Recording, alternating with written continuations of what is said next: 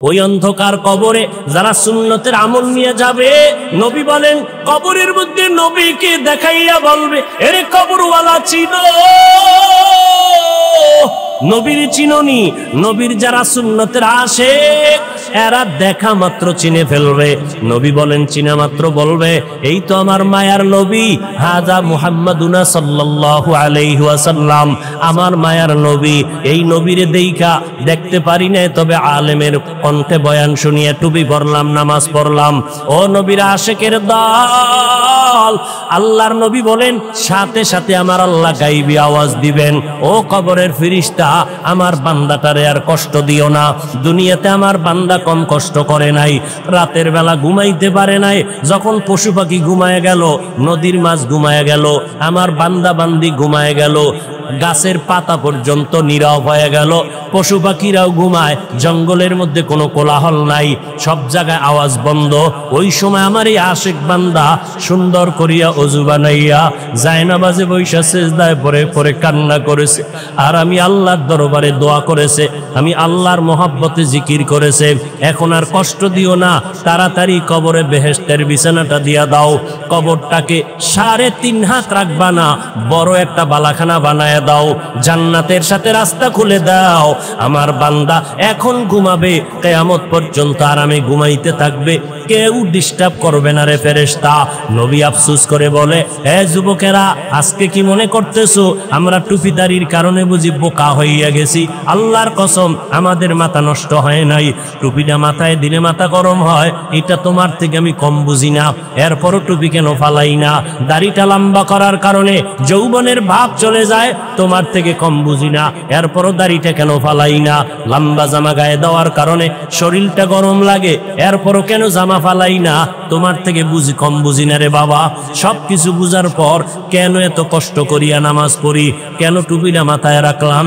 আজকে যদি আমি তোমার মতো স্বাধীনভাবে প্যান্ট শার্ট টাই লাগাইয়া দাড়িটা কামাইয়া মাস্তানি ভাব নিয়ে রাস্তায় সন্ত্রাসী করতাম, বহু টাকাওয়ালা সন্ত্রাসীরা আমারে ভাড়া কইরা নিয়ে ব্যবহার করত। কিন্তু না রে বাবা, চিন্তা করে দেখলাম, আল্লাহর কোরআন পড়লাম, নবীর কথা দেখলাম, একটা কথা মিথ্যা নাই। কত বেঈমানেরা আল্লাহর কোরআনে ভুল বের করার জন্য পাগল হইয়া হন্যে হয়ে দেখলো, আজও পর্যন্ত একটা ভুল বের করতে পারে নাই, বরং বহু বেঈমানেরা কালেমা পড়ে মুসলমান হয়ে গেল। কয়দিন আর দুনিয়ার বাহাদুরি, ওই চেয়ারম্যান সাহেব কত বাহাদুরি করে, 5 বছর পরে আর বাহাদুরি থাকে না, এমপি সাহেবের বাহাদুরি থাকে না, আমার মাওলানাগিরির বাহাদুরি, ও বাবা যেদিন চক্ষু বন্ধ হয়ে যাবে ওই দিন সব বাহাদুরি বন্ধ হয়ে যাবে। আমাকে সবাই কবরের দেশে নিয়ে যাবে, আমার আপনজনেরা গায়ের গেঞ্জিটা পর্যন্ত বেলেট দিয়া কেটে রাখবে। ও আল্লাহর বান্দারা, তুমি আর কয়দিন বাঁচবা? মনে করছো 25 বছর বয়স, আরো 25 বছর বাঁচবা। তোমার এক বন্ধুর নামটা তুমি জানোনি? Michael Jackson. একটা গান গাইলে, ইংলিশে গান গাইতো, $1 কোটি হাদিয়া পাইতো। ওই মাইকেল জ্যাকসন কণ্ঠশিল্পী আমেরিকার, একটা গান গাইয়া গাইয়া জনসমুদ্র যখন পরিণত হয়ে গেল, মাইকেল জ্যাকসন চিন্তা ভাবনা করে দেখলো, আমার টাকা পয়সা আর ভক্তবৃন্দের অভাব নাই, আমার নাকি একবার মরা লাগবে, তবে আমি আমার ইচ্ছা মতো মরতে চাই। বলে কেমন মরবি?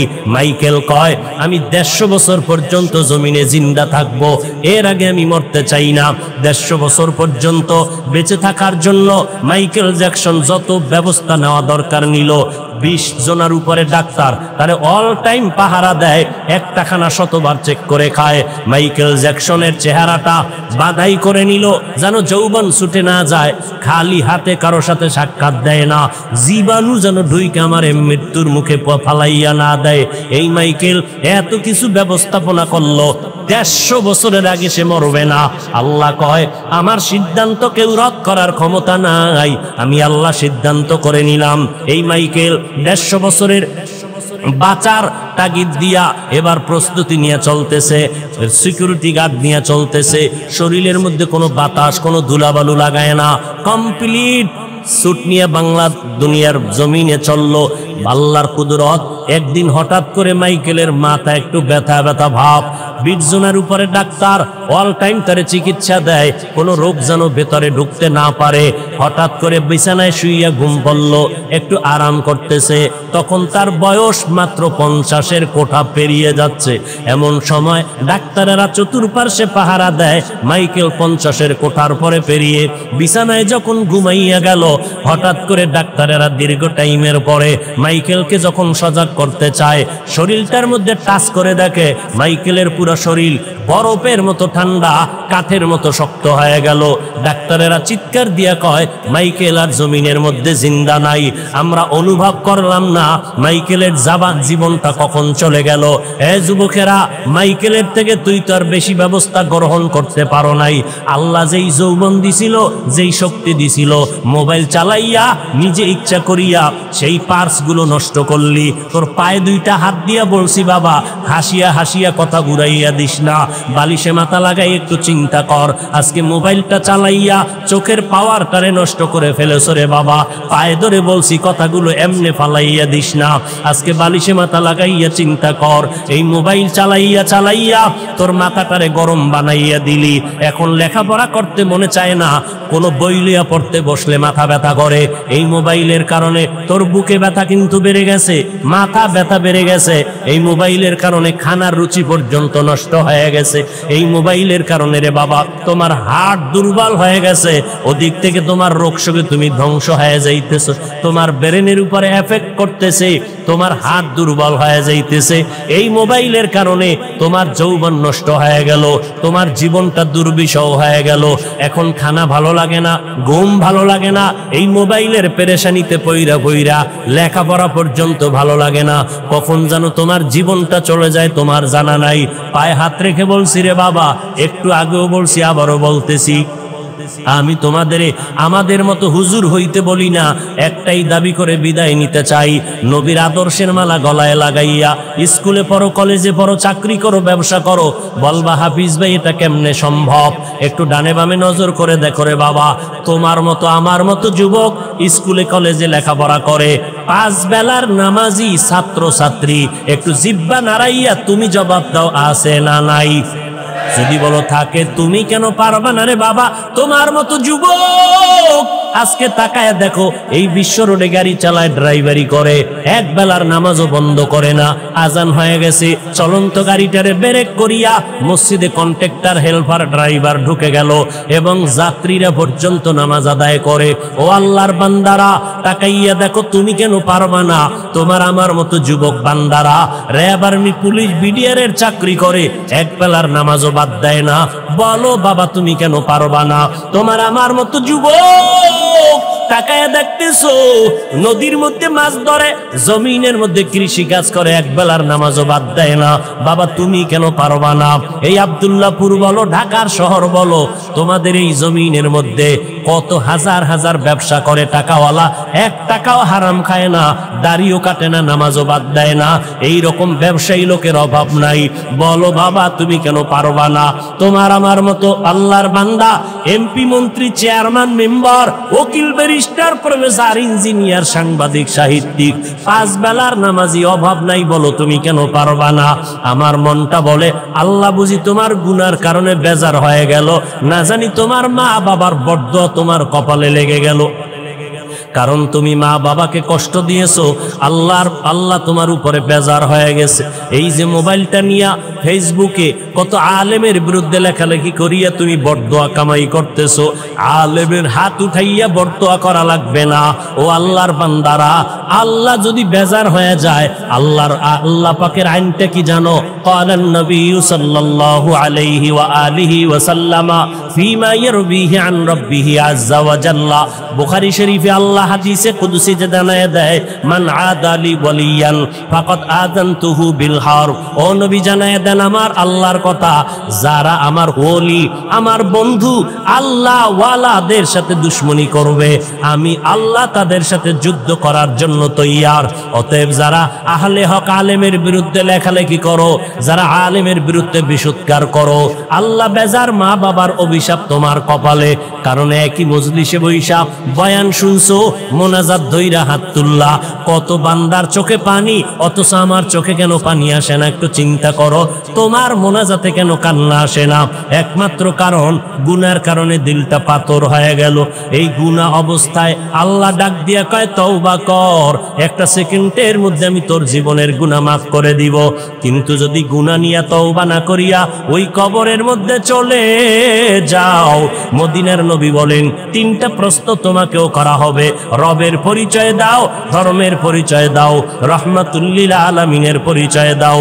নবীজি বলেন যারা গুনাহ নিয়ে কবরে যাবে তারা একটা প্রশ্নের জবাব দিতে পারবে না, বলবে হা হা লা আদরি, আমি কিছুই জানি না, বড় আফসোস।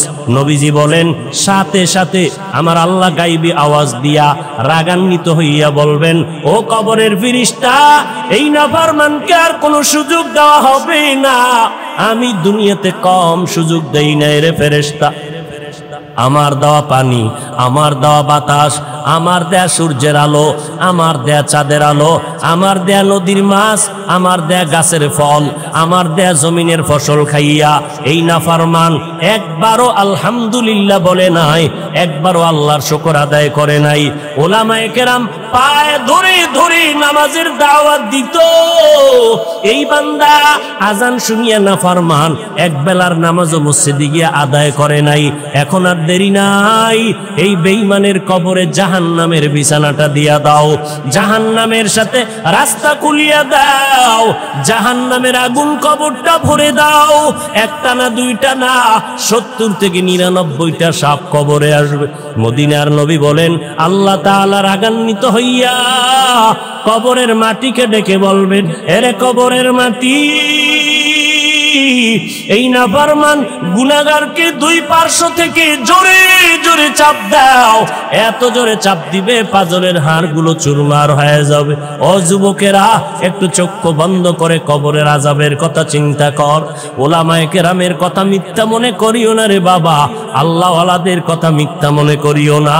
লক্ষ লক্ষ নবীরা মিথ্যা বলেন নাই, লক্ষ লক্ষ সাহাবায়ে কেরাম মিথ্যা কথা বলেন নাই, কোটি কোটি ওলামায়ে কেরাম মিথ্যা কথা বলতে পারেন না।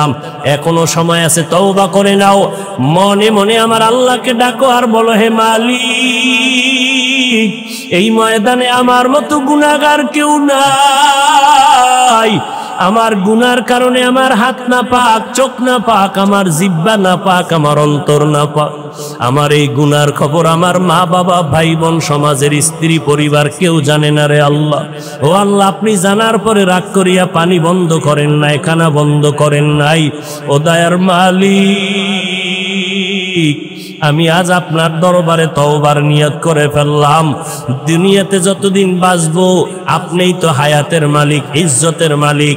ও আল্লাহ, জীবনে আর নামাজ ছাড়বো না, জীবনে বেপরদায় চলবো না, দাড়ি কাটবো না, ওলামায়ে কেরামের বিরোধিতা করে গুনাহগার হব না, মা বাবার দোয়া নিয়ে চলবো, দেশ ও জাতির বিরুদ্ধে ষড়যন্ত্র করব না, নবীর তরিকার বাহিরে চলবো না রে আল্লাহ।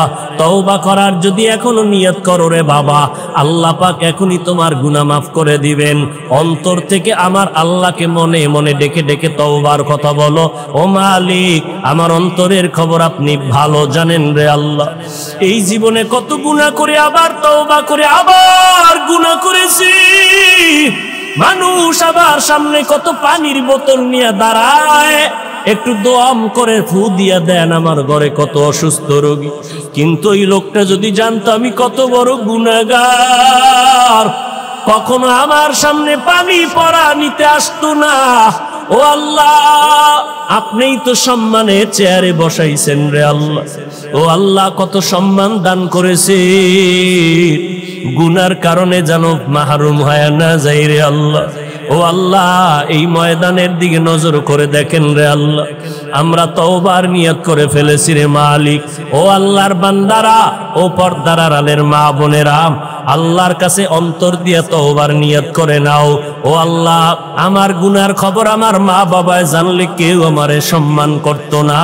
আমার মা বাপ বোনেরা, ভাই ভাই বোনেরা জানলে, সন্তানেরা জানলে কেউ আমারে ভালো জানতো না। ও আল্লাহ, আপনি জানার পরেও তো আমার ইজ্জত নষ্ট করেন নাই, আমার খানা বন্ধ করেন নাই। ও আল্লাহ, আজকে গোপনীয় আবার আপনার কাছে তওবার নিয়ত করলাম। ও আল্লাহ, আমি ব্যবসা করি, চাকরি করি, যাই করি, আজকে থেকে নামাজ আর বন্ধ করব না, আজকে থেকে বেপরদায় চলব না, মা বাবার সাথে বেয়াদবি করে বরদোয়া নিব না, নবীর তরিকার বাহিরে চলব না, দাড়ির মধ্যে অস্ত্র লাগাইব না, ওলামায়ে কেরামের পরামর্শ নিয়ে আমল করব, আর দেশ ও জাতির বিরুদ্ধে কোনো ষড়যন্ত্রে লিপ্ত হব না। তওবা করার যদি অন্তরে নিয়ত হয়, মুনাফিকি আর দুর্বলতা যদি অন্তরে না থাকে, খাঁটি তওবার নিয়তে আল্লাহর মোহব্বতে দুটো হাত আল্লাহকে দেখাইয়া দেই, ও দয়ার মালিক, আমরা যারা তওবার নিয়তে হাত তুলেছি, মেহেরবানি করে আমাদের হাতগুলো কবুল করে নেন, তওবা কবুল করে নেন, তওবার উপরে মজবুত হইয়া চলার তৌফিক দান করেন, আমিন। মায়ার নবীকে দেখেন, এক একটা আমল শিখেন আর করতে থাকেন। নবী কেমনে পানি পান করেন, সাহাবায়ে কেরাম দেখেন আর আমল করেন। নবী কেমনে জুতা পরেন, সাহাবায়ে কেরাম দেখে দেখে আমল করেন। মায়ার নবী কেমনে বাথরুমে যান, নবী দেখে সাহাবায়ে কেরাম আমল করেন। নবী কেমনে রাস্তায় হাঁটেন, পয়গম্বরকে দেখে দেখে সাহাবায়ে কেরাম অনুসরণ করেন। আবার সাহাবায়ে কেরামদের দেখা তাবেঈনরা আমল করা শুরু করলেন। কোরআন হাদিস শিখার পরে আবার তাবেঈনদেরকে দেখিয়া দেখিয়া তাবেঈনরা আমল করলেন। তাবেঈনকে দেখিয়া দেখিয়া উলামায়ে মুতাকাদ্দিমিনরা আমল করেছেন। উলামায়ে মুতাকাদ্দিমিনদেরকে দেখার পরে উলামায়ে মুতাআখিরিনরা আমল করেছেন। আমাদের মুরব্বী উলামায়ে কেরামরা তাদেরকে দেখছেন। আমরা আমাদের উলামায়ে কেরাম উস্তাদদেরকে দেখে দেখে আমল করি। আমরা জানি, আপনিও জানেন, নখ কাটার মধ্যে নবীর সুন্নাত আছে। কয় কেমনে কাটবো, কোন তরিকায় কাটলে সুন্নাত হবে, এটা কিতাব দেখে বুঝবি না, উলামায়ে কেরামের কাছে গিয়া প্র্যাকটিক্যাল শিখে নাও। ও বান্দা, চুল কাটার মধ্যে নবীর সুন্নাত আছে, বলে এটা কিতাব দেখলে বুঝবা না, যাও যারা বুঝে জানে তাদের কাছে যাও। ফাসআলু আহলা যিকরি ইন কুনতুম লা তা'লামুন। উলামায়ে আহলে হকের কাছে যাইয়া নবীর সুন্নতের প্র্যাকটিক্যাল আমলগুলো শিখে নাও। উলামায়ে কেরাম কেমনে পোশাক পরবা, উলামায়ে কেরাম থেকে পোশাকটা পরা শিখে নাও। উলামায়ে কেরামের কাছে যাইতে সাবধান, উলামায়ে আহলে বাতিলের কাছে যাইবা না, শুধু আহলে হকের কাছে যাইও। কারণ উলামাদের মধ্যে বিশাল একটা কাফেলা থাকবে, তারা বাতিল। ক্বালান নবিয়্যু সাল্লাল্লাহু আলাইহি ওয়া আলিহি ওয়া সাল্লাম, আলা ইন্না শাররাশ শাররি শিরালুল উলামা ওয়া ইন্না খায়রাল খায়রি খিয়ারুল উলামা। পয়গম্বর বলেন, সাবধান হে উম্মত, এই জমিনের মধ্যে একদল উলামা থাকবে, তারা চূড়ান্ত জমিনের মধ্যে বড় খারাপ, আর একদল থাকবে উলামা, তারা থাকবে জমিনের মধ্যে বড় ভালো। যারা ভালো তাদের নাম উলামায়ে আহলে হক, আর যারা খারাপ তারা উলামায়ে আহলে বাতিল। চিনবেন কেমনে? চিনার কোনো উপায় নাই, কারণ ডিজাইন সব এক। বাতিলের টুপি আছে, দাড়ি আছে, আহলে হকদেরও টুপি দাড়ি বাগরি আছে। চিনবেন কেমনে? স্বর্ণের কালারও যেমন, সিটি গোল্ডের কালারও তেমন। ডিজাইন এক, মান কি এক নি? কোনদিন এক না। চিনার মতো স্বর্ণ আর সিটি গোল্ড পার্থক্য করার মতো যেমন কষ্টি পাথর আছে, হক আর বাতিলকে চিনার জন্য কষ্টি পাথর হলো কোরআন আর সুন্নাত। কোরআন সুন্নাত যে কেউ দিয়া হাতের মধ্যে নিয়ে কষ্টি পাথরে যাচাই করতে পারবে না। কোরআন হাদিস অনুযায়ী যাদের বাসিরত আছে, তাকওয়ার অন্তর চোখ খোলা আছে, তারা দেখলেই বুঝতে পারবে এটা টুপি পরলে কি হবে, কপালে দেখা যায় বান্দা বড় গুনাহগার। আব্দুল্লাহ ইবনে আব্বাস রাদিয়াল্লাহু তাআলা আনহু বলেন, মানুষ যখন নেক আমল করে নগদ 5টা পুরস্কার আল্লাহ নগদ দিয়া দেন। পক্ষান্তরে যখন গুনাহ করে তখন 5টা আসর তার কপালের মধ্যে পড়ে যায়। নেক আমলওয়ালা যখন নেক করবে, 1 নাম্বার তার চেহারার মধ্যে নূরে ঝলমল করতে থাকবে, চামড়ার চোখলা বুঝবে না। যাদের অন্তর চোখ খোলা আছে তারা দেখলেই বুঝতে পারবে লোকটা আল্লাহওয়ালা। এলমেরা এজাজু করদান বেহিসাব, খলকেরা দাদান জওয়াবে বাসওয়াব, হকনা দারাত দোস্তে খলকা জারেরা, নিস্তে ই খাসলতে একে দিনদারেরা। পয়গম্বরে আরবি বলেন, উলামায়ে আহলে হকদের অনুসরণ করবা। তবে আমি আপনাদেরকে প্রাথমিক একটা টিপস দিয়া যাই, দেখলেই মনে করবেন তারা আলেম নামের বাতেল, যাদের বয়ানে কোনো আমল নাই, যাদের বয়ানের মধ্যে কোনো ইখলাস নাই, যাদের বয়ানে আমল সুন্দর হয় না, মানুষের দিলটা নরম হয় না, যাদের বয়ানে মানুষের আমল ভালো হয় না, প্রাথমিকভাবে ধারণা করে নাও তার আলেমের মধ্যে ভেজাল আছে।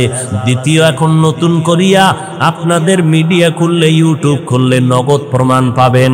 যদি কোনো আলেম মাওলানা নাম লেখাইয়া স্টেজের মধ্যে বসিয়া কেউ বলে কোরআনের মধ্যে ভেজাল আছে, জাল আছে, খোদার কসম মেনে নাও সে উলামায়ে আহলে বাতিল। যেই আলেম বক্তা হইয়া আলেম মাওলানা দাবি করিয়া উম্মতের সামনে বয়ান করে বলে কাজা নামাজ লাগবে না, প্রমাণ করে নাও, চিহ্নিত করে নাও সে আলেম বাতিল আলেম। যে আলেম বলে নফল ইবাদত লাগবে না, ওই আলেম বাতিল। যে আলেম বলবে সুন্নাত জুমার আগে সুন্নাত লাগবে না, সে আলেম বাতিল। যে আলেম বলবে এত বেশি বিতিরের নামাজ প্রতি রাত্র পড়া লাগবে না, সে আলেম বাতিল। যেই বক্তা মাওলানা টাইটেল লাগাইয়া উম্মতের সামনে বলবে নবীরাও ভুল করেছিলেন, এই আলেম বাতিল। ইলমে রা'জাজ করদান বেহিসাব, খলকে রাদা দান জওয়াবে বাসাওয়া। নবী দুনিয়াতে দুই জিনিস রেখে গেলেন আঁকড়ে ধরো, কোরআন আর হাদিস। কোরআন আর প্রশ্ন, নবী আসলেন কি নিয়া? আল্লাহ তাআলা বলেন লাকাদ কানা লাকুম ফি রাসূলিল্লাহি উসওয়াতুন হাসানাহ। আল্লাহর নবীর মধ্যে ও উম্মতেরা তোমাদের জন্য রয়েছে উত্তম আদর্শ, গ্রহণ করে নাও। তাহলে আমার নবী দুনিয়াতে কি নিয়ে আসছেন? জবাব হলো উত্তম আদর্শ নিয়ে নবী জমিনে আগমন করলেন। এমন একটা সময়, যেই সময়ে মক্কার মানুষের মতো খারাপ আর কোনো মানুষ জমিনের মধ্যে কেউ ছিল না। বাইতুল্লাহর ভিতরে 360টা মূর্তি টানাইয়া ওই মুশরিকেরা নারী আর পুরুষ উলঙ্গ হইয়া বাইতুল্লাহর চতুর্পার্শ্ব তাওয়াফ করে। বিবাহের কোনো সিস্টেম নাই, যুবক যুবতী অবাধে রাস্তায় চলাফেরা করে, যখন তখন যা মনে চায়। পশুর চরিত্রকে হার মানাইয়া ফেলতই জাহেল। নারী জাতিকে অপমান করত, কন্যা সন্তান হইলে অভিশাপ মনে করত। কন্যাদেরকে নিজের বাবা নিজ হাতে জ্যান্ত কবরে দাফন করে ফেলতো। আমার নবী দুনিয়াতে আসলেন উত্তম আদর্শ নিয়া। উত্তম আদর্শ নিয়ে আসার পর জমিনের মধ্যে আমার মায়ার নবী এমন আদর্শ কায়েম করে দিলেন, নবীর আদর্শ গ্রহণ করা মাত্র মক্কার মানুষ এত দামি হয়ে গেল। আল্লাহ কয় আমি দুনিয়াতেই তাদেরকে জান্নাতের সুসংবাদ দিয়ে দিলাম। নবীর আদর্শে সাহাবায়ে কেরাম এত দামি হলেন যে আল্লাহ পাক দুনিয়াতেই জান্নাতের সুসংবাদ দিয়ে দিলেন। মায়ার নবী বলেন হেরা গুহার ভেতরে আমি আল্লাহর ধ্যানে সময় কাটাইতাম, আর ওখানে জিবরাইল আমিন আসতেন। আল্লাহর কোরআন নাজিল হওয়া মাত্র আমি নবীরে চাপ দেওয়ার পর আমার শরীরের মধ্যে জ্বর উঠে গেল। আমি চলে গেলাম খাদিজার ঘরে। খাদিজার ঘরে গিয়া ডাক দিলাম জাম্মিলুনি জাম্মিলুনি, ও খাদিজা আমারে আবৃত করে নাও। ইন্নী খাশিতু আলা নাফসি, আমি মরণের মতো ভয় পাইতেছি, না জানি আমার মরণের কষ্ট শুরু হয়ে গেল। আমি মুহাম্মদ হেরা গুহার সব কাহিনী খাদিজাকে জানায় দিলাম। খাদিজাতুল কুবরা আমাকে সান্ত্বনার বাণী শুনাইয়া ডাইরেক্ট আমাকে নিয়ে চলে গেলেন ওয়ারাকা বিন নাউফেলের কাছে। তিনি ধর্মের বড় পণ্ডিত। আমার হালাত জানার পরে বলে তো হবে আখিরি জমানার পয়গম্বর। ডাক দিয়া কয় খাদিজা, আমি ওয়ারাকা বিন নাউফেল, মুহাম্মদ যদি নবুয়ত লাভ করতে পারে আমি কালেমার ঈমান নিয়ে নিব। মায়ার নবী কাঁদতেছেন। আম্মা জান খাদিজা রাদিয়াল্লাহু আনহা বলেন কিয়ামতের ময়দানে আল্লাহ যদি ডাক দেয় আমার বন্ধু মুহাম্মদের হাতে প্রথম কালেমাওয়ালা মুসলমানটা একটু দাঁড়াও, আমি আল্লাহ দেখব। দুনিয়ার কোন পুরুষ দাঁড়াবার ক্ষমতা নাই। সর্বপ্রথম আমার নবীর হাতে কালেমাওয়ালা একজন নারী দাঁড়ায় বলবেন, আমি খাদিজা পয়গম্বরের হাতে প্রথম কালেমা পড়ে মুসলমান হয়েছি। খাদিজা রাদিয়াল্লাহু আনহা দুইজন স্বামী বিদায়ের পরে নবীকে স্বামী বলে গ্রহণ করলেন। এরপরে নবীর হাতে কালেমা পড়ে মুসলমান হলেন ওয়ারাকা বিন নাওফেল। এরপরে পয়গম্বরের হাতে প্রথম কালেমা পড়ে মুসলমান হলেন হযরত আলী 10 বছর বয়সে। এরপরে হযরত আবু বকর আমার নবীর হাতে কালেমা পড়ে মুসলমান হলেন। নবী বলেন, নারীদের মধ্যে প্রথম খাদিজা কালেমা পড়লেন। বাচ্চাদের মধ্যে অল্প বয়সে হযরত আলী প্রথম আমার হাতে কালেমা পড়ে মুসলমান হলেন। মুরব্বীদের মধ্যে হযরত আবু বকর আমার হাতে প্রথম কালেমা পড়লেন। আবু বকর কেমন কালেমাওয়ালা মুসলমান! সব মুসলমান আমার ঈমানের উপরে, দাওয়াতের উপরে কিলোকাল করেছেন, প্রশ্ন করেছেন। আবু বকর তিনি এমন একজন ঈমানওয়ালা, আমার দাওয়াত পাওয়া মাত্র প্রশ্ন ছাড়া কালেমা পড়ে ফেলেছে। আল্লাহর নবী বলেন, আমি উত্তম আদর্শ নিয়ে আসলাম, আর এই আদর্শ গ্রহণ করলো মক্কার কাফের মুশরিকেরা। আল্লাহ তাদেরকে এত দামি বানায় দিলেন। এরে নবীর আশিক, নবী বলেন, আমি আর একদিন আবু বকর রাস্তা দিয়া কোথাও জংলার পাহাড়ের পার্শ্ব দিয়া কোথাও যাই, হঠাৎ আমাদের পেটের মধ্যে ক্ষুধার আবেগ জাগলো। ক্ষুধা নিবারণের জন্য হঠাৎ ডানে বামে তাকায়া দেখলাম ময়দানের মধ্যে কোনো বকরি পাওয়া যায়নি। দেখলাম বিশাল একটা বকরির বাল, রাখাল দাঁড়ানো আছে। আমি মোহাম্মদ রাখালের সালাম দিলাম, এদিকে আসো। রাখাল এসে দাঁড়ায় গেল। এই রাখাল, বকরি দুধ দেয়নি বলে দেয়, বলে আমাদের একটু দুধ দেয়। রাখাল বলে, মালিকের অনুমতি নাই, আমি কেমনে আমার থেকে দিব, আমার কোনো সুযোগ নেই। নবী বলেন, এবার আমি মোহাম্মদ বললাম, ঠিক আছে তুমি দিতে পারবা না, তোমার আমানতের খেয়ানত হয়ে যাবে, ঠিক আছে দেওয়া লাগবে না। তবে এমন একটা বকরি দাও যেই বকরিটা দুধ দেয় না, দেওয়ার মতো কোনো কায়দাও নাই, নিয়মও নাই, সিস্টেমও নাই। এমন একটা বকরি নিয়ে আসো। বকরি নিয়ে হাজির হয়ে গেল। নবীর সামনে হাজির হওয়ার পরে বকরিটা রসুলের সামনে দাঁড়ানো। ও আল্লাহ, তুমি বকরির মধ্যে দুধ দিয়া দাও। রাখাল বলে, আমি দেখতেছি যেই বকরি জীবনে দুধ দেওয়ার না, মরিয়া গেলে জবাই করলেও দুধ আসবে না। এই মুহাম্মদ দোয়া করা মাত্র এই বকরিটা দুধে ভরপুর হয়ে গেল। এবার নবী দুধ দহন করিয়া পেট ভরে আবু বকর আর নবী পান করলেন। এরপরে বললে রাখাল। রাখাল বলে, তাকাইয়া দেখতেছি নবী আবার দোয়া করলেন, আল্লাহ তুমি আবার আগের মতো বকরিটারে বানাইয়া দাও। বকরি আগের মতো হয়ে গেল, এবার ওলান টোলান কিচ্ছু নাই। এবার কয় রাখাল, বকরিটা তুমি পালের মধ্যে দিয়া দাও। আমি এগুলো দেখার পর সহ্য করতে পারি না, এটা সাধারণ কোনো মানুষের এই কারবার হতে পারে না। আমি দেরি না করিয়া আমি সাথে সাথে হাতটা বাড়াইয়া বললাম, আমাকে নবী মুসলমান বানাইয়া দেয়। নবী বলেন, এই মুসলমানের নাম আব্দুল্লাহ ইবনে মাসউদ রাদিয়াল্লাহু তাআলা আনহু। সে আব্দুল্লাহ মাসউদ কেমন মাসউদ? সাহাবায়ে কেরাম এত বড় দামি। তিনি বলেন, আব্দুল্লাহ মাসউদের আল্লাহ নবীর কাইফিয়ত দিয়া বানাইছিলেন। পেছন দিক দিয়া আব্দুল্লাহ মাসউদ যদি হেঁটে যাইতো, সাহাবায়ে কেরাম মনে করত রসুল হেঁটে যায়, রসুলের মতো দেখা যায়। আব্দুল্লাহ ইবনে মাসউদ রাদিয়াল্লাহু তাআলা এইভাবে এক এক করে কালেমাওয়ালা মুসলমান হয়ে গেলেন। আল্লাহর নবী বলেন, আমার আদর্শ এত সুন্দর, আমার আদর্শের মতো উত্তম আদর্শ জমিনে আর কারো নাই, কারণ দুনিয়াওয়ালা মানুষের আদর্শ না পাক। আর আমি মুহাম্মদ 63 বছরের জীবনে একটা মিথ্যা কথা বলি নাই। ও দুনিয়ার মানুষ, একজন নেতার নাম বলো যেই নেতা জীবনে মিথ্যা বলে নাই।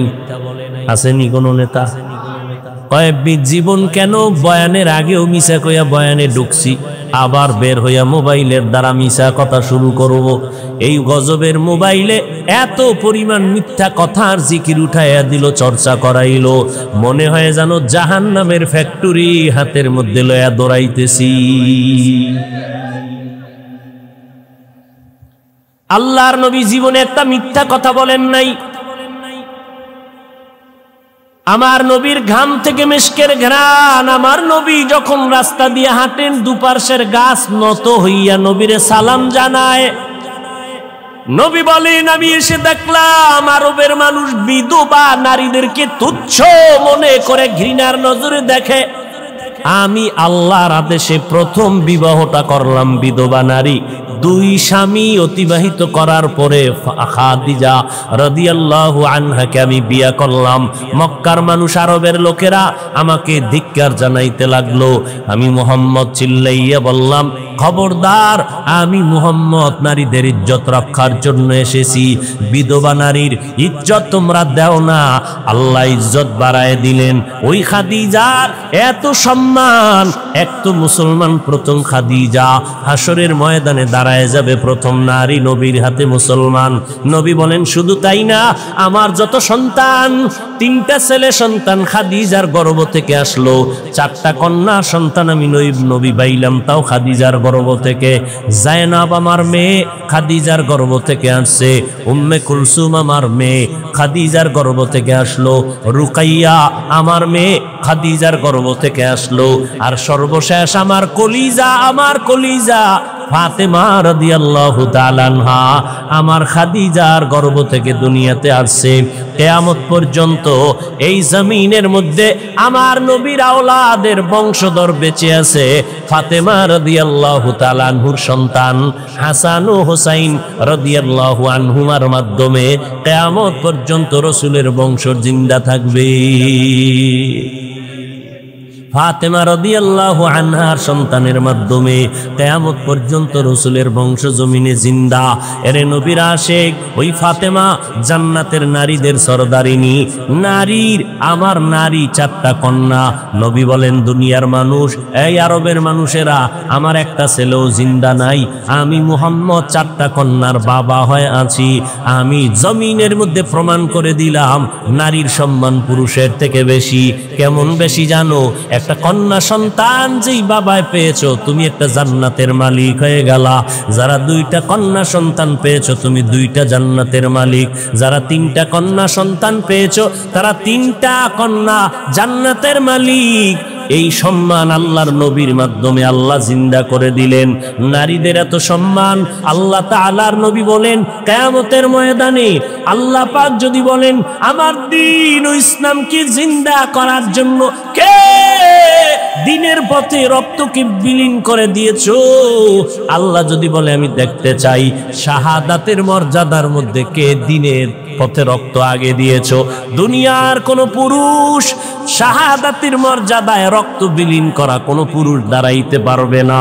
নবী বলেন, পৃথিবীর সব মানুষের মধ্যে প্রথম আল্লাহর দ্বীন জিন্দা করার জন্য রক্ত বিলাইয়া শাহাদাতের মর্যাদা যিনি অর্জন করেছেন, তিনি একজন নারী, সুমাইয়া রাদিয়াল্লাহু তাআলা আনহা দাঁড়ায় যাবে। নবীর উত্তম আদর্শের মাধ্যমে নারীর ইজ্জত বাড়লো না কমলো? এই কথা যেই হতভাগা, যেই কপাল পোড়া, যেই গাদ্দারেরা, যেই দুশ্মনেরা, বেঈমানের দালালেরা বুঝে না, তারা বলে ইসলাম নারীর অধিকার দেয় নাই। অথচ আল্লাহর কসম একবার, আল্লাহর কসম 2 বার, আল্লাহর কসম 3 বার। হিন্দু ধর্মে নারীর সম্মান পুরুষের থেকে বেশি দিতে পারে নাই। খ্রিস্টান ধর্মের মধ্যে নারীর সম্মান পুরুষের উপরে দিতে পারে নাই। ইহুদি ধর্মের ভেতরে নারীদের সম্মান পুরুষের উপরে দিতে পারে নাই। বৌদ্ধ ধর্মের ভেতরে নারীদের সম্মান পুরুষের উপরে দেয় নাই। একমাত্র কেবলমাত্র শুধুমাত্র ইসলামই দিয়েছে নারীর মর্যাদা পুরুষের উপরে। এক আল্লাহর বান্দি নবীর স্ত্রীর ঘরে গিয়া দাঁড়ায় গেলেন, ও পয়গম্বরের বিবি উম্মাহাতুল মুমিনিন, আমাদের আম্মা জান, নবীর থেকে একটু জানতে চাই, নবীর থেকে আপনি জেনে আমাদের জবাব দেন। কি প্রশ্ন? পুরুষেরা জানাজায় যায়, অনেক সওয়াব পায়, আমরা তো এত সওয়াব কামাই করতে পারি না, কারণ আমগো জানাজায় যাওয়ার কোনো রাস্তা নাই। পুরুষেরা জুমার মসজিদে গিয়ে অনেক সওয়াব পায়, আমরা তো জুমায় যেতে পারি না, আমরা এই পরিমাণ সওয়াব কোথায় পাই? পুরুষেরা কাফেরের মোকাবেলায় যুদ্ধের ময়দানে যায়, অনেক সওয়াব কামাই করে, আমরা তো যাইতে পারি না, এই পরিমাণ সওয়াব কোথায় পাবো? নবী কয়, ও বিবি জানাইয়া দাও কিয়ামত পর্যন্ত আনেওয়ালা নারীদেরকে। ও পর্দার আড়ালের আম্মা জানেরা, আল্লাহর নবী জানায় দিলেন, ও নারীরা স্বামীর খেদমত করো, স্বামীর মাল হেফাজত করো, সন্তানগুলোকে ঘরের মধ্যে আদর্শওয়ালা বানাও, চরিত্রবান বানাও, আর ঘরের মধ্যে নির্জন স্থানে নামাজ আদায় করো। পুরুষেরা জুমায় গিয়া জানাজায় গিয়া যত পরিমাণ সওয়াব পাবে, আম্মা জান তোমাকে ঘরের মধ্যে আল্লাহ ওই পরিমাণ সওয়াব দান করবে। আতিনা ফি দারে দুনিয়া না হাসান, আতিনা ফি দারে উকবা না হাসান, ইয়া গিয়াসাল মুস্তাগীসিন দিনা লফতিখারা বিল উলুমে ওয়াল গিনা। হর গরিতে নেক তু তৈয়ার হ্যায়, जो न मांगे उससे तू बेजार है। আম্মা জানেরা, শাহাদাতের মর্যাদা যদি পেতে চান, পুরুষেরা কাফেরের মোকাবেলায় যুদ্ধের ময়দানে যদি মরে যায়, শাহাদাতের মর্যাদা আল্লাহ দান করবেন। নারীদেরকে আল্লাহ পাক আইন করে দিলেন, ও নারীরা, গর্ভের মধ্যে বাচ্চা যদি আসে, ওই বাচ্চা গর্ভে নিয়া তুমি আল্লাহর নাম জপো, নামাজের সুযোগ থাকলে নামাজ পড়ো, নামাজ পড়বা। রাতের বেলা বাচ্চার কারণে তুমি ঘুমাইতে পারো নাই, মদিনার নবী জানায় দেয়, ও নারীরা, যত রাত ঘুমাইতে পারলা না বাচ্চা গর্ভে থাকার কারণে, আল্লাহর জবানে আল্লাহর মহব্বতে জিকির করবা, তসবিহ পড়বা, দরুদ পড়বা। প্রত্যেকটা রাত আল্লাহ তাআলা সবে কদরের সমান সওয়াব দান করে দিবে।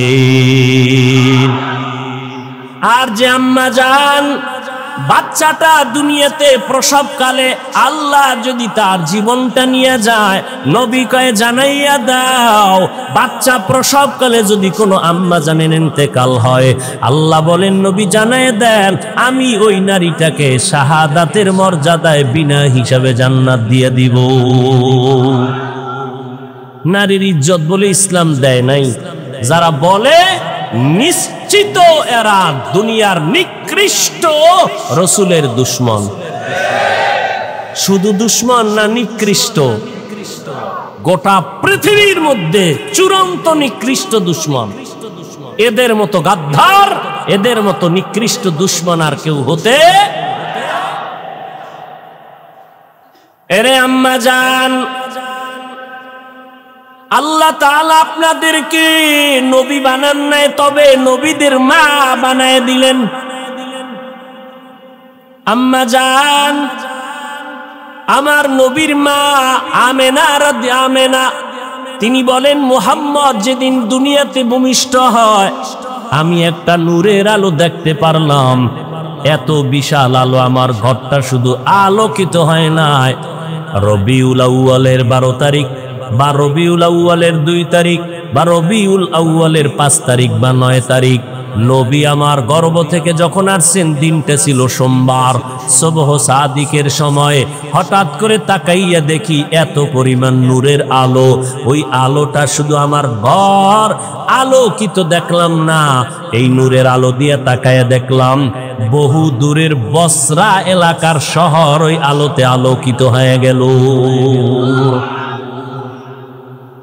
কেমন এক নবী আল্লাহ আমাদেরকে দান করলেন। এই রবিউল আউয়ালে আমরা কি শিখব?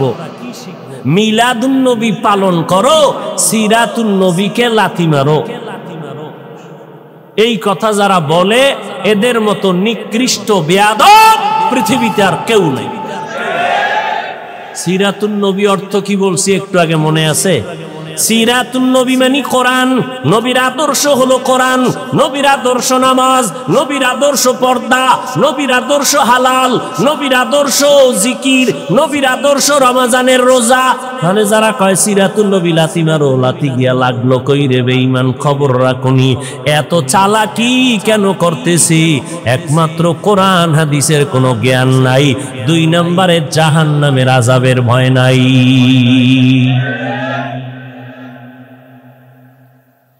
এরে নবীর আশিকেই রবিউল আউয়ালে এখন মিলাদুন নবী যারা পালন করবে, আমরা কোরআন হাদিস রিসার্চ করে দেখবো আমার নবী কিছু করছেননি। যদি নবী কিছু করেন মিলাদুন নবী উপলক্ষে, তো উম্মতেরাও সেটা করতে পারে। মুসলিম শরীফের হাদিস, আল্লাহর নবীর থেকে পাওয়া যায়, নবী প্রতাপী খাও। হ্যাঁ, আমি তো চ্যালেঞ্জ দিছি বাংলাদেশে, স্পষ্ট চ্যালেঞ্জ। পৃথিবীর কোন হাদিসে কোন সাহাবী, ইমাম আবু হানিফা, ইমাম শাফিঈ, ইমাম আহমদ বিন হাম্বল, ইমাম মালিক, 4 মাযহাবের 4 ইমাম, ইমাম বুখারী, ইমাম তিরমিজি, ইমাম মুসলিম, পৃথিবীর কোন হাদিসে যদি কেউ দেখাইতে পারো রসুলকে সালাম দেওয়া, ইয়া নবী সালামু আলাইকা, ইয়া রাসূল সালামু আলাইকা, ইয়া হাবিব সালামু আলাইকা কইয়া কোন সাহাবী রসুলকে সালাম দিছেন, একটা জয়ীফ হাদিসও যদি দেখাইতে পারো, ওদিন থেকে তোমার গোলাম হয়ে যাও। আবু হানিফাও এই সিস্টেমে কোনোদিন সালাম দেননি। তুমি আবু হানিফার মাযহাব মানো, এটা পাইলা কই? ইমাম শাফি দেন নাই, ইমাম বুখারী দেন নাই, ইমাম মালিক দেন নাই, ইমাম আহমদ বিন হাম্বল দেন নাই। বলে সালাম আল্লাহর নবীরে কেমনে দিবা? ও বাবা তুমি বানাও কেন? আমার আল্লাহ নিজেই শিখাইয়া দিছেন কেমনে সালাম দিবা। আসসালামু আলাইকা আইয়ুহান নাবিয়্যু, মেরাজের রাত্রে আমার আল্লাহ নবীরে সালাম দেওয়ার নিয়ম শিখাইলেন। আল্লাহ যেইভাবে নবীরে সালাম দেয় উম্মতেরা তোমরা ওইভাবে সালাম দাও। কয় কি? কয় নবীরে সালাম শব্দ বলবা আগে, তারপরে বলবা নবীর নাম, নবীরে সম্বোধন করবা, এরপরে আসসালামু কাবলাল কালাম, সালাম দিবা কথার আগে ভাইজান কেমন আছেন, সালাম আলাইকুম না, না আগে বলবা সালামু আলাইকুম ভাইজান কেমন আছেন, সালামু আলাইকুম আম্মাজান কেমন আছেন, সালামু আলাইকুম আব্বাজান কেমন আছেন। আব্বাজান কেমন আছেন সালাম আলাইকুম, এটা সুন্নত না। সুন্নত কি? সালাম আগে দাও। আল্লাহ পাক ওই মেরাজের রাত্রে আমার নবীর সালাম দিলেন, আত্তাহিয়াতু লিল্লাহি ওয়াস সালাওয়াতু ওয়াত তাইয়্যিবাতু আসসালামু আলাইকা আইয়ুহান নবী। আল্লাহ আগে সালাম দিলেন, তারপরে বললেন আইয়ুহান নবী, নবী শব্দটা বললেন পরে, সালাম দিলেন আগে। এবার মেরাজের কথা বাদ। আপনারা যারা মক্কায় গিয়া হজ করেন, হজে গেছেন হাজী সাহেবরা, মদিনার রওজায় গিয়া যখন আল্লাহর নবীর সালাম জানান, সালামের যত কিতাব আছে, হজের যত কিতাব আছে, গিয়া দেখবেন ওখানে সালামের সিস্টেম কি, আসসালাতু ওয়াসসালামু আলাইকা ইয়া রাসূলুল্লাহ, আসসালাতু ওয়াসসালামু আলাইকা ইয়া হাবিবাল্লাহ, আসসালাতু ওয়াসসালামু আলাইকা ইয়া শাফিআল মুযনিবিন, আসসালাতু ওয়াসসালামু আলাইকা ইয়া রাহমাতাল লিল। বোবা হয়ে গেছেন না পণ্ডিতি শেষ সব। রবিউল আউয়ালে জেলাফির বৃষ্টি গরম, ইয়া নবী কইব আর গরম গরম মিষ্টি খাইব। এই নবীর আসে, আল্লাহ হেদায়াত দান করুন। আরো জোরে বলেন। তাহলে নবী মিলাদুন নবী উপলক্ষে কি রাখতেন? আপনারা তো আহলে হাদিস ভাইরা বলবে আমরা সহিহ হাদিস ছাড়া মানি না, এটা তো মুসলিম শরীফের হাদিস। এবার যাব কই? নবী বলেন আমি 2 কারণে সোমবার দিন রোজা রাখতাম। এক কারণ আমি জন্ম হয়েছি সোমবার, আমি রোজা রাখি মিলাদের শুকর আদায় করি। দ্বিতীয় কারণ আল্লাহ যেদিন আমাকে কোরআন নাজিলের উদ্বোধন করেছেন জিবরাইলের মাধ্যমে, ওই দিনটাও ছিল সোমবার। আমি কোরআন নাজিলের সোমবার দিন রোজা রাখার মাধ্যমে কোরআন নাজিলের দিনটার শুকর আদায় করি। তাহলে মিলাদুন নবী উপলক্ষে নবী কি রাখছেন? উম্মতেরা যদি মিলাদুন নবী কিছু পালন করতে চাও, মোহাব্বতে নবীর রোজা রাখো, নবীর আমল রোজা। সোমবার দিন রোজা রাখবা, 12ই রবিউল আউয়াল আর 13 রবিউল আউয়াল, কোনো তারিখের ভেদাভেদ নাই, তারিখ বাদ দাও, নবীর দিন ঠিক রাখবা, সোমবার দিন ঠিক রাখবা। এটা 12 হোক আর যা হোক কোনো টেনশন নাই, সোমবার দিন রোজা রাখবা। কয় শুধু রবিউল আউয়ালে? কয় না না, 12 মাস রোজা রাখবা।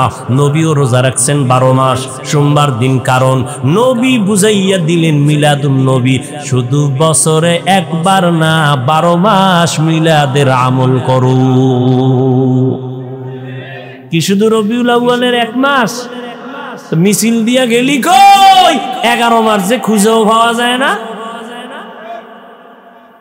রবিউল আউয়ালের 12 তারিখ বাজার গরম, বাকি 11 মাস গেলা কই বলো?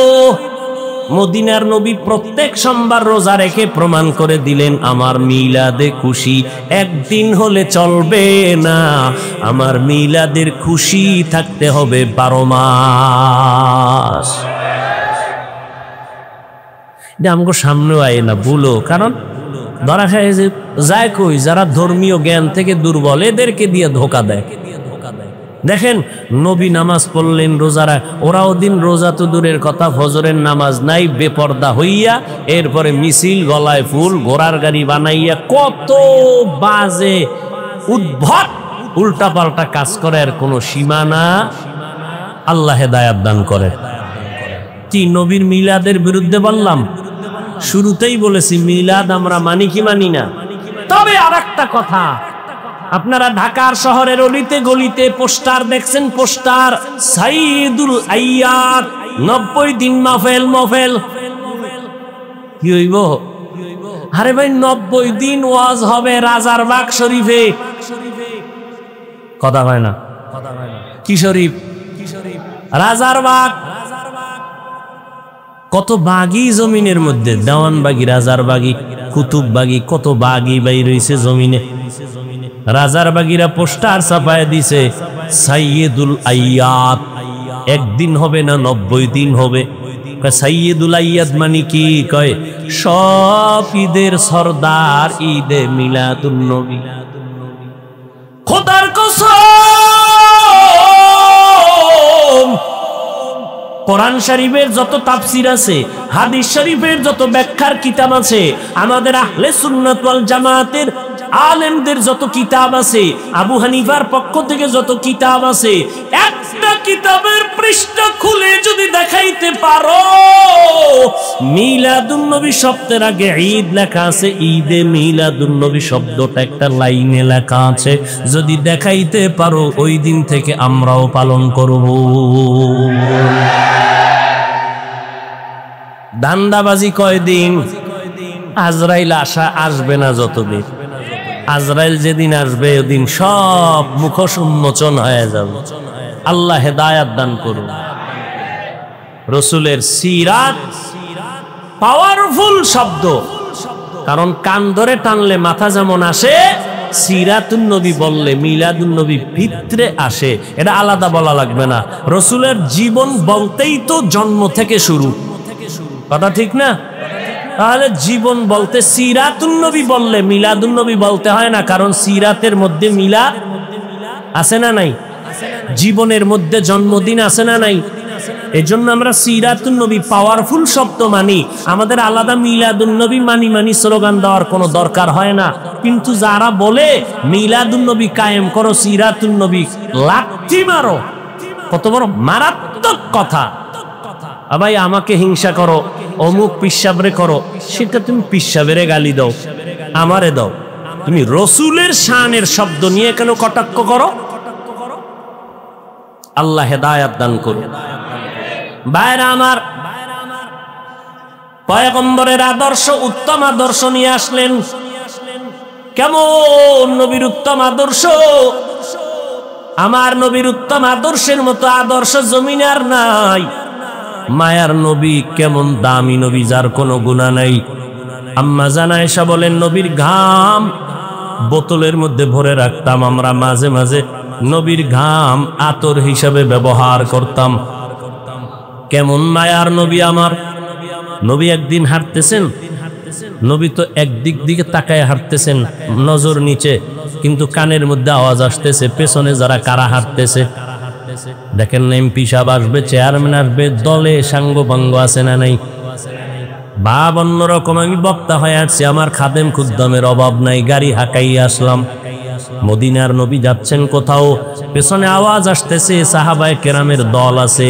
নবী জায়গায় বসে বললেন, সাহাবায়ে কেরাম বসে বললেন। সাহাবায়ে কেরাম জিজ্ঞাসা করলেন, নবী বসলেন কেন? বুঝতে পারি নাই। কয়, তোমরা আমার পেছনে হাঁটো, মানুষ মনে করবে আমি কত জানি দামি, আমার দবদবা আর কত শান শওকাত। আমি এটা দেখানোর জন্য দুনিয়ার মধ্যে আসি নাই। আল্লাহ পাক আমাকে চূড়ান্ত আদব শিক্ষা দিয়েছেন। আত্তাবানি রব্বি ফা আহসানা তাদিবি, আল্লামানি রব্বি ফা আহসানা তালিমি। আল্লাহ আমাকে আদব শিখাইছেন। আমি দবদবার সাথে হাঁটবো না, আমি ভাবসাপ নিয়ে চলবো না, আমি একা একা চলবো। ওই নবীর আদর্শে গড়া হযরত ওমর, অর্ধ জাহানের খলিফা। যেই ওমর আমার নবীর গর্দান কাটার জন্য দৌড়ায়, ওই ওমর নবীর হাতে কালামা পড়ে এতটা দামি হয়ে গেল। সেই ওমর রাস্তা দিয়ে যখন হাঁটে, শয়তান ওই রাস্তায় চলে না। একটা মিনিট চিন্তা করে দেখিন কেমন মানুষ ওমর। এটা মানুষ না অন্য কিছু, যে শয়তান তারে ভয় পায়। যেই শয়তান আল্লাহর সামনে চালাকি করলো, আর সেই শয়তান ওমরের দেখলে দৌড়। কেমন ওমর? কয় পাওয়ার কি? কয় মোহাম্মদের পাওয়ার। সোহবতে সালে তোরা সালে কুনাত, সোহবতে সালে তোরা তালে কুনাত থেকে সমান। খারাপ লাগে না? মোনাজাত দিয়ে দিব তো, আর 2-4 মিনিটের মধ্যে ইনশাআল্লাহ কবুল করেন। কি বয়ান শুনবেন আজকে? ফজর পড়েন নাই, জোহর পড়েন নাই, মাগরিব পড়েন নাই, এশা পড়েন না, কি কসুর বয়ান শুনবেন? বয়ে বয়ে আসছেন, ওয়াজ শুনবেন, একটু দিলটা নরম কইরা আলেম ওলামা বয়ান করবে, চেহারা দেখলো বরকত। মজলিসটা বসবেন, নিয়ত করে আল্লাহ গুনাহ নিয়ে ঢুকছি, তওবা কইরা বেরোবো। ওই গজবের মোবাইল নিয়ে যারা বইছে, ওদের কানেও বয়ান ঢুকবে না, কলবেও ঢুকবেন। আর কপাল পোড়া হতভাগা বদনসিব। এই মোবাইলে তাকায় রইছে, ছবি ঠিক মতো আইলনি, রেকর্ডটা ঠিক মতো হইলনি, তুই থাক মতো আজরাইলে তোরে ধরলনি, শয়তান ভিতরে ধোকা দিলনি। এই চিন্তা কর, ওই বয়ান চিন্তা করিস না। শুনছি গ্রামে বুদ্ধি থাকলে বলে ঘর জামাই থাকা লাগে না। কি তোমাকে বুদ্ধিও নাই, সব বোকা। উল্টা আমগো টুপিও লাগো বোকা কও। একটা বুদ্ধিমান যদি চিন্তা করতা আজকের বয়ানটা আমার দরকার, তাহলে তুমি শুধু শুধু সময় নষ্ট না করে, মিডিয়াওয়ালারা যারা রেকর্ড করে, তুমি এখান থেকে অন্য টাইমে ডাউনলোড করে নিয়ে নিতা। তোমার ছবিও ভালো আইব না, রেকর্ডও। তাহলে এই কসুর আকামটা বয়ে বয়ে কেন করো? তোমার বাপের লাগে মান্নত কইরা আইছো না যে আমার মোবাইল লাগবেই। আবার কেউ দেখায়, দেখ দেখ জিনেরা আছে তো, আর মোনাজাতের পরে মোবাইলটা নিয়ে যাইব, কথা দেখ আমারটা চলবে নি, আমি ধরে রাখছি, দেখ হবে কিনা। জিনেরা কেন চলবে, মোটামুটি একদিনের বাজার হবে, রেডি থাক, মোনাজাতটা হইতে দেরি, দেখবি পকেট খালি। আপনারা হাসেন, লজ্জা শরম থাকলে হাসতেন না। ১৫০০ বছর আগে রসুল বলে গেছেন, লা ইমান আল ইমান লা হায়া আলা, যার লজ্জা নাই তার ইমান নেই।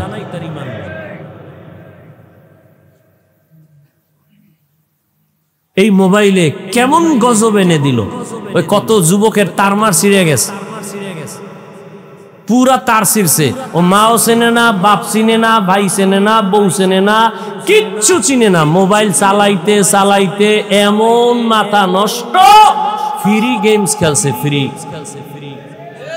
এবার তারমার ছিঁড়ে গেছে, ভাত খাবো না, মোবাইল মোবাইল মোবাইল, ঘুমের ভিতরে মোবাইল, বাথরুমে মোবাইল, অল টাইম খালি মোবাইল দাও, মোবাইল দাও, মোবাইল দাও। এখন কিচ্ছু ভালো লাগে না, পুরা রাস্তার পাগল হয়ে গেছে এই মোবাইল চালাইয়া বহু যুবক। আমি মিছা কই না, তোরা সব তো সাক্ষী দে, তোরা সাক্ষী দেস না? তোদের মতো যুবক মোবাইলের গেমস খেলা পাগল হয় নাই? কথা কও। তোর তারমার ছিঁড়ে নাই? তোর রাত্রের ঘুম নাই, খানা নাই, মা কয় মা আয় ঘুমা, কয় তুমি ঘুমাও, আমার টেনশন তুমি কেন করো? খানা খবর নাই, কাঠন হয়ে গেছে শুকাইয়া কাঠন। কেন? ওইতে একদিকে খানা খায় না, অপর দিকে ভিতরে যা ছিল সব ঘুমের ঘরে শেষ। কাটন হয়ে গেছে চেহারাটা, ভাল্লুকের মতো আবার বেহায়ার মতো। যাও একটু লাইনে আসিল, চুল কাটতে বান্দর হয়ে গেছে। যা একটু চেহারাটা দেখাইতো ওই ইন্দুর আর বান্দরের মতো চুল কাটায়, এখন পুরা ভাল্লুক হয়ে রয়েছে। কি খুব কষ্ট লাগে না? আকামটা যখন করো তখন কষ্ট লাগে না? হুজুরে কইছে একটু ভালো মানানোর জন্য, খুব কষ্ট লেগে গেছে। রসুলের তরিকায় চুল কাটাটা ভালো লাগে নাই? বেঈমানের পা চাটা গোলাম হইয়া চুল কাটছো, লজ্জা করে না তোর? আবার আশেক দাবি করো রসুলের। আমার রসুলের তরিকায় চুল কাটার নিয়ম নাই, তো বেঈমানের পা চাটলি কেন? আবার দাবি করো আমরা হুজুরদের থেকে ভালো, আমরা রসুলের আশেক। লজ্জা গেল কই তোমার? তোমার মতো মানুষের আল্লাহ কি কইছে জানো? আমি হুজুরেরটা শুনে তুমি রাগ করলা। আল্লাহ কি কইছে জানো? তুই কুত্তা, তুই শুকর, তুই গরু। না না না না, বালহুম আদাল, তুই কুকুর শুকর চার পাও জানোয়ার ওয়ালাদের থেকেও তুই খারাপ। কে কইছে? কে কে? এবার শুন আল্লাহ কোথায় কইছে। ওয়ালাকাদ যারানা লিজাহান্নামা কাসীরাম মিনাল জিন্নি ওয়াল ইনস লাহুম কুলুবুন লা ইয়াফকাহুনা বিহা ওয়া লাহুম আ'য়ুনুন লা ইউবসিরুনা বিহা ওয়া লাহুম আযানুন লা ইয়াসমাউনা বিহা উলাইকা কাল আনআমি বাল হুম আদাল উলাইকা হুমুল গাফিলুন।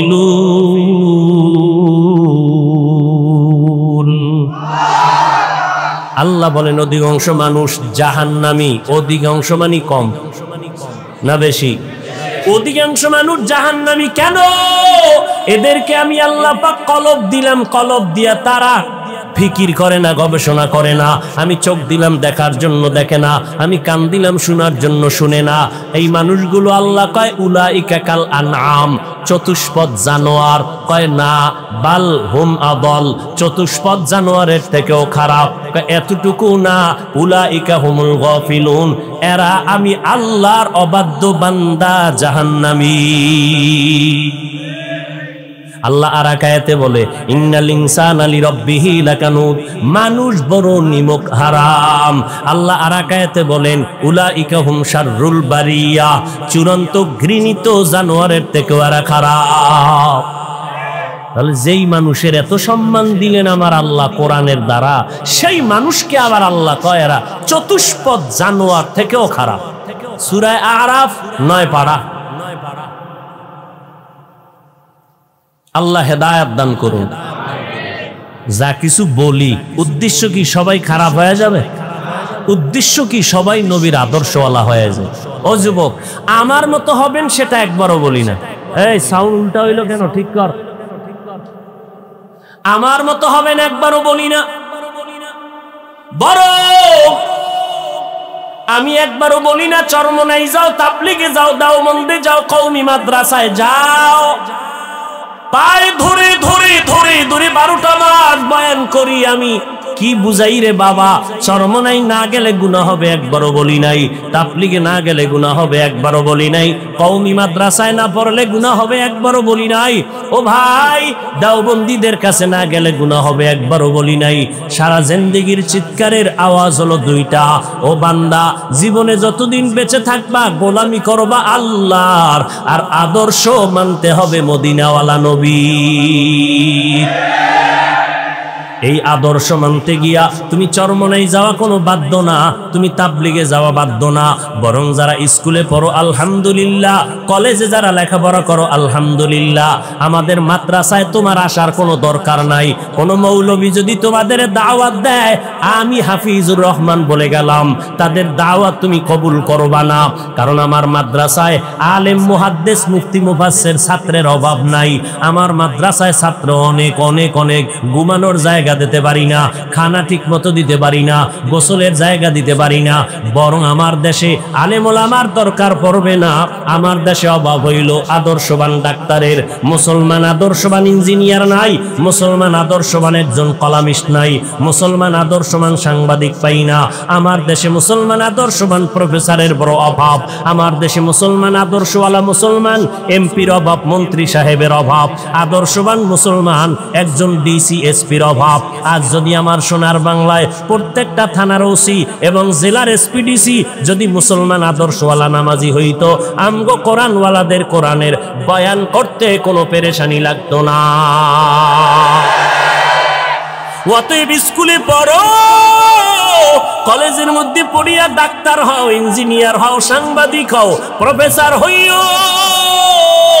বান্দা তুমি একজন ভালো লেখক হও, একজন ভালো কবি হও, তবে অনুরোধ বেয়াদব হইও না, দুশ্চরিত্রবান হইও না রে বাবা। কারণ বহু ডাক্তার আছে আদব কায়দা নাই, আদর্শ নাই। ডাক্তার হইয়াও তো আমার নবীরে গালি দেয়, ইঞ্জিনিয়ার হইয়াও তো আমার আল্লাহর বিরুদ্ধে কথা বলে। এই মানুষটাকে দুনিয়ার কোনো মানুষ ভালো জানে না। ও পর্দার আড়ালের আম্মা জানেরা, আপনাদেরকে বলতেছিলাম, আগেও বলেছি, আপনারা যদিও নবী না, তবে নবীদের মা, আলেমদের মা, সাহাবায়ে কেরামের মা, আপনারা জান্নাতের নারীদের সরদারিনীর বোন, হাজেরার নবীর মেয়ে ফাতেমা রাদিয়াল্লাহু আনহার মতো নারী, খাদিজা রাদিয়াল্লাহু আনহার মতো নারী, আয়েশা রাদিয়াল্লাহু আনহার মতো নারী। কিয়ামতের দিন 4 জন মহিলার জন্য জান্নাতের 8টা দরওয়াজা খোলা দেওয়া হবে। 8টা দরওয়াজা দিয়া প্রত্যেক দরজায় ডাকবে, আসো আসো তাড়াতাড়ি জান্নাতের মেহমানখানায় আসো। কয়জন নারীরে ডাকবে? 4 জন নারীকে ডাকবে। এর মধ্যে একজন হবে ঈসা নবীর মা মারিয়াম আলাইহিস সালাম, যিনি জান্নাতের মধ্যে আমার রাসূলের সাথে বিবাহের ব্যবস্থা হয়ে যাবে। ওই জান্নাতের ময়দান থেকে 8 দরওয়াজা হাসরের ময়দানে ডাকবে। 4 জন নারীর জন্য 8টা দরওয়াজা খোলা। প্রথম দরওয়াজা থেকে 8ম দরওয়াজা পর্যন্ত সব দরওয়াজা থেকে আওয়াজ আসবে, দারোয়ানেরা বলবে, আসো মেহমানখানা তৈয়ার হয়ে গেল। কোনো হিসাব নাই, সূর্যের আলো টালো দেখার দরকার নাই, দ্রুত জান্নাতের মধ্যে ঢুকে যাও। একজন বিবি মারিয়াম আলাইহিস সালাম, ঈসা নবীর আম্মা জান, কি পরিমাণ কষ্ট দিছিল আম্মাজান মারিয়াম আলাইহিস সালামকে। এত পরিমাণ কষ্ট, খেজুর গাছের সাথে বেঁধে কি পরিমাণ বেত্রাঘাত করেছিল বেঈমানেরা। বলে, বাপ সারা সন্তান কেমনে আসলো? ঈসা নবী মায়ের কোলের মধ্যে বৈশা জবাব দিয়েছিল। আল্লাহ তাআলা ঈসা নবীর জবান খুলে দিয়েছিলেন শিশুবেলায়। আল্লাহ তাআলা ঈসা নবীকে অল্প বয়সে কিতাব দান করেছিলেন। আর একজন নারী খাদিজা রাদিয়াল্লাহু আনহা জান্নাতের 8টা দরওয়াজা দিয়ে ডাকবে, ও খাদিজা আসো, জান্নাতের 8 দরওয়াজা খোলা। ও আব্দুল্লাহপুরের আম্মা জানেরা, ভালো করে শুনে নেন, আপনাদের মর্যাদার বয়ান সারা রাত্র যদি করি শেষ করা যাবে না রে আম্মা জান। আপনারা ডাক্তারের মা, বড় বড় ইঞ্জিনিয়ারের মা, বড় বড় ডিসি এসপির মা। এই জমিনের মধ্যে যত ভালো ভালো সন্তান দেখেন, আখেরাতের লাইনে, ধর্মীয় লাইনে তাও ভালো মায়ের সন্তান। আবার দুনিয়ার লাইনে যত ভালো ভালো সন্তান দেখবেন, সব হলো ভালো মায়ের অবদান। ভালো মা ছাড়া কোনো ভালো সন্তান জমিনে নাই। ডিসি সাহেবের ব্যবহার বড় ভালো। ডিসি সাহেব কয়, আমিও কোরআন পড়ছি হুজুর, আপনারা ওয়াজ মাহফিল করেন, আমার কোনো বাধা নাই, আমার জন্য মোনাজাতে একটু দোয়া করবেন। ডিসি সাহেব আপনার ব্যবহার দিয়ে কলিজাটা ঠান্ডা হয়ে গেল। ও ডিসি সাহেব, আপনার মধ্যে এত ধর্মের জ্ঞান আর মোহব্বত কেন? কয়, হুজুর আমি যদিও মাদ্রাসায় পড়তে পারি নাই, তবে কোরআনটা পড়ছি। কয় কেমনে? কয় মক্তবে সকালবেলা আমার আব্বা আম্মা মক্তবে কোরআন পড়াইছে। ও ভাই, কোরআনটা পড়িয়া ডিসির চেয়ারে বসছে, এখন কোরআনের ঘ্রাণ তার জবানে আছে না নাই? ও বান্দা, এই জন্য তুমি স্কুলে পড়ো, কলেজে পড়ো, আল্লাহর কোরআনের মৌটা তোমার অন্তরে ঢুকাইয়া নাও। কারণ কোরআনের একটু বাতি যার সিনার মধ্যে থাকবে, ও যদি এসপির চেয়ারে বসে, ওখান থেকেও কোরআনের ঘ্রাণ আসবে। নাস্তিকার বেঈমানেরা আলেমদের লিস্টি করবে দূরের কথা, চিন্তাও করার সাহস কোনোদিন পাবে না। এরে যুবক, অনুরোধ করে বলি, বিগত জীবনে অন্যায় করেছো, তওবা করো। রবিউল আউয়াল থেকে শিক্ষা গ্রহণ করো। ও আল্লাহ, নবীর আদর্শ জীবনে আর কত অবহেলায় কাটায় দিলাম, আর নবীর আদর্শ কোনোদিন ছাড়ব না। ও আম্মা জানেরা, দুইটা সন্তান ভালো বানাইয়া কবরে যান, আপনার সন্তানের আদর্শ দেখে কলিজা ঠান্ডা হবে, এলাকার মানুষ দোয়া করবে, মুরব্বীরা দোয়া করবে। ও মা, ঘরের মধ্যে স্বামীর মাল হেফাজত করেন, সন্তানগুলোকে আদর্শওয়ালা বানান। তার মানে এইটা না আপনার সন্তানের ডাক্তার বানাইবেন না, এটা কিন্তু বলি না রে আম্মা জান। ডাক্তার বানান, আমগো মতো হুজুর বানানোর দরকার নাই, আমার মতো পাগড়িওয়ালা বানানোর দরকার নাই। বরং 5 বেলার নামাজ জানো পড়ে, স্কুলে কলেজে পড়ুক আর চাকরি করুক, ব্যবসা করো। ও যুবকেরা, মা বাবার দোয়া নিয়ে সামনে আগাও।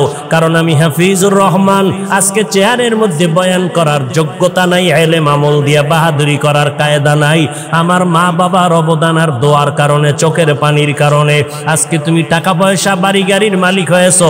খোদার কসম, মা বাবার চোখের পানি ছাড়া হতে পারো নাই। ও পরীক্ষার্থী ছেলে মেয়েরা, আজকে পরীক্ষায় তুমি ভালো নাম্বার পাইতেছো, তুমি মনে করছো তোমার নিজের ক্রেডিট। না না না, মা বাবার চোখের পানি আর দোয়া। তুমি জানো না, তুমি গ্রাম থেকে ঢাকার শহরে পড়ার জন্য আসছো, তোমার মা ভাড়া বাসা নিয়েছে তোমার পরীক্ষায় রান্না কইরা দেওয়ার জন্য। ওই মা যখন শুনে তোমার পরীক্ষা চলতেছি, ওই মা কিন্তু ঘুমায় না, রাতের বেলা যায় নামাজে বসিয়া মা চোখের পানি ছেড়ে দোয়া করে, আল্লাহ আমার ছেলেটারে তুমি কামিয়াবি দান করে দাও। ওই মায়ের দোয়ার কারণে আজ তুমি পরীক্ষায় ভালো নাম্বার অর্জন করেছো। পর্দার আড়ালের মা বোনদেরকে বলবো, আপনারাও পর্দানিশী হয়ে যান, আল্লাহর মোহব্বত নিয়ে চলেন। কয়দিন আর দুনিয়ার মধ্যে বাহাদুরি করবেন, কয়দিন আর দুনিয়াতে হায়াতের গ্যারান্টি দিবেন। ও আম্মা জান, আজকে সন্তান নিয়ে বাহাদুরি করেন, স্বামীর মাল নিয়ে বাহাদুরি করেন। একদিন আজরাইল যখন এসে যাবে, সাদা কাপনের প্যাকেট বানাইয়া কবরে নিবে, তখন আপনার সন্তানেরা মা মা বলে ডাকবে, কোনো আওয়াজ হবে না। ওই কবরে যখন যাবেন, কে নারী কে পুরুষ কোনো ভেদাভেদ নাই, কে মাওলানা কে মুফতি সাহেব ভেদাভেদ নাই, কে পীর কে মুরিদ কোনো ভেদাভেদ নাই, কে ডাক্তার কে ইঞ্জিনিয়ার কোনো ভেদাভেদ নাই, কে বক্তা কে শ্রোতা ভেদাভেদ নাই। সবার বেলায় 3টা সাদা কাফন হবে, মা বোনদের বেলায় 5টা সাদা কাফন হবে। ওই কবরের সাইজও হবে এক। কবরের মধ্যে রাখার পর প্রশ্ন করবে, সবার বেলায় 3টা প্রশ্ন, কারো বেলায় আলাদা কোনো প্রশ্ন করা হবে না। আমাকে যেই প্রশ্ন করা হবে, আপনাদেরকেও সেই একই প্রশ্ন করা হবে। রবের পরিচয় দাও, ধর্মের পরিচয় দাও, রহমাতুল্লিল আলামিনের পরিচয় দাও। আল্লাহর নবী বলেন, দুনিয়াতে যারা রবের গোলামি করে কবরে যাবে, এরা কবরে গিয়া জবাব দিবে, রব্বি আল্লাহ, আমার রব একমাত্র আমার আল্লাহ। দুনিয়াতে যারা ইসলাম মেনে চলবে, কবরে গিয়া জবাব দিবে, দীনিয়াল ইসলাম, আমার ধর্মের নাম ইসলাম। দুনিয়াতে যারা নবীর সুন্নতের মালা গলায় লাগাইয়া চলবে, অযুবকেরা, বৃদ্ধ বাবাজিরা, পর্দার আড়ালের আম্মা জানেরা, আঙ্গুলের নখগুলো কেমনে কাটবেন, সেখানেও নবীর সুন্নত যারা মেনে চলবে। চুলগুলো কেমনে রাখবেন, সেখানেও বিশ্ব নবীর আদর্শ যারা মেনে চলবেন। জুতাগুলো কেমনে পরবেন, সেখানেও নবীর সুন্নত যারা মেনে চলবেন। মসজিদে কেমনে ঢুকবেন বের হবেন, বাথরুমে কেমনে ঢুকবেন বের হবেন, সেখানেও নবীর সুন্নত যারা মেনে চলবেন। খানা খাইতে বসবেন কেমনে, সেখানেও নবীর সুন্নত। হাত দুইটা কেমনে ধুইবেন, সেখানেও নবীর সুন্নত। একটা একটা বয়ান করলে সারা জিন্দেগি চলে যাবে রে বাবা। খানা খাইতে যখন বসবেন, যেই প্লেটের মধ্যে খানা নেবেন, ওই প্লেটে কখনো হাত ধুইবেন না। নবীজি বলেন, দোনো হাতের কবজা পর্যন্ত আলাদা একটা পাত্রের মধ্যে ধুইয়া নাও। নবীর উম্মতেরা চিল্লাইয়া চিল্লাইয়া, আলেম ওলামারা জীবনভর বলল, হাতের কবজা পর্যন্ত ধুইয়া এরপরে ভিন্ন প্লেটে খানা নিয়ে খাও। হুজুরদের কথা, মদিনাওয়ালার সুন্নাত গায়ে লাগায় নাই। সরকার যখন পুলিশ নামাইয়া দিল, বেতের বাড়ি দিয়া সবটিরে সাইজ করিয়া দাও, হাতের কবজা পর্যন্ত ধুইতে হবে, না হয় করোনায় মরে যাবে। পুলিশের বেতের বাড়ির ভয়ে এই বেহায়া বাঙালি হাত ধুইতে রেডি হলো, কিন্তু আলেমের কথায় মদিনার মোহাব্বতে হাত ধুইতে রাজি হয় নাই। কি পরিমাণ বেহায়া, বেলাজা, বেশরম এরে নবীর আশিক। তুমি যখন প্লেটের মধ্যে খানাটা নিবা, ডান দিক দিয়া তুমি খানা শুরু করবা, বিসমিল্লাহ বলিয়া খানা শুরু করবা। এরে আল্লাহর বান্দা, বাম হাতে কোনো তরকারি নিবা না, ডান হাতে নিবা। বলবা হাফিজ ভাই আমার ডান হাতে ভাত দিয়া তো লাগানো, আমি কেমনে চামচ দিয়ে নিব? বলে চামচটা তুমি আঙ্গুলগুলো ভালো চেটে এরপরে তুমি চামিচের অংশটা এখানে ধরো, বৃদ্ধা আঙ্গুল আর শাহাদাত আঙ্গুলের মাঝখানে ধরিয়া এরপরে তুমি চামচের আগা হোক বা গোড়া দিয়া ধইরা তুমি তরকারি নাও, মাছ নাও, নবীর তরিকা মতে চলো।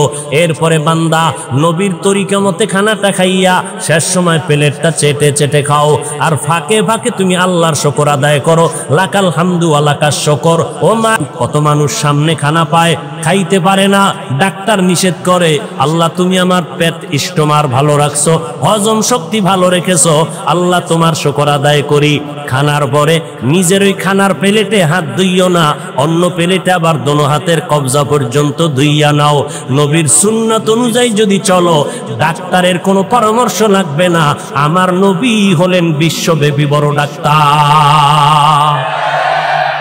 বিজ্ঞানীরা গবেষণা করতেছে মুহাম্মদ এমন একজন ডাক্তার ছিলেন, নবী সবুজ কালারটাকে পছন্দ করেছেন, সাদা কালারের পাঞ্জাবি পরেছেন, এরপরে নবী সবুজ কালো পাগড়ি পরেছেন, কিন্তু নবী বেশিরভাগ সাদাটাকে পছন্দ করেছেন।